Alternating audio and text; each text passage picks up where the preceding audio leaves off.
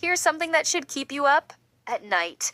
Canada just spent $8 million dollars on a Super Bowl ad to remind Americans they could plunge our entire nation into darkness with the flip of a switch. That's quite the power play from our normally peaceful neighbors. What exactly are we looking at in terms of vulnerability?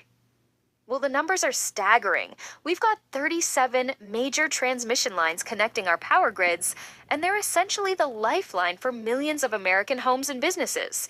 Think about it. Our entire manufacturing sector runs on this cheap Canadian electricity. So we're basically running our economy on borrowed power? Exactly. And here's where it gets really concerning. If Canada decided to restrict their power exports, we're not just talking about blackouts. We're looking at potential job losses in the millions, factory shutdowns, and critical infrastructure failures across multiple states. The timing of this message seems particularly calculated. During the Super Bowl of all events? Oh, that's no accident. They spent $8 million dollars for those 30 seconds precisely because they wanted to reach regular Americans, not Washington politicians. It's like they're saying, hey, while you're enjoying your game day nachos, let us remind you how quickly we could devastate your economy. The implications for national security are pretty severe, especially considering our current global climate. You know what's really interesting? While we've been focused on various external threats, one of our biggest vulnerabilities has been hiding in plain sight. Our military bases, hospitals, transportation systems, they all depend on this steady flow of Canadian power. Let's talk about the economic ripple effects. What would happen if they actually followed through? Well, first you'd see electricity prices skyrocket. We're talking potential tripling or quadrupling of costs overnight.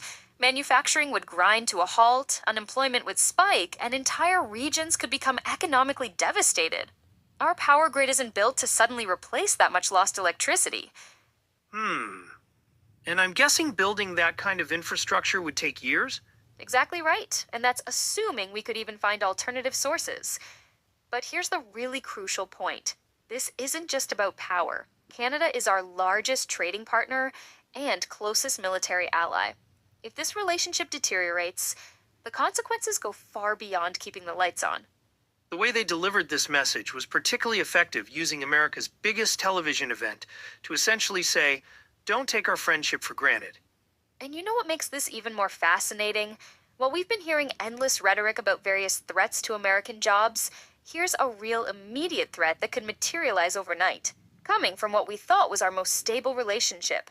So what's the solution here? We can't exactly unplug from Canada overnight. That's the thing. There isn't a quick fix. We need to seriously rethink our energy independence strategy while simultaneously maintaining strong diplomatic ties. It's a delicate balance between protecting our interests and not alienating our closest ally. Well, I guess it's time to stock up on generators and candles? More like time to recognize that in today's interconnected world, even our friendliest neighbors might not always be willing to maintain the status quo if they feel their interests are being ignored. This isn't just about power, it's about the future of North American cooperation and security.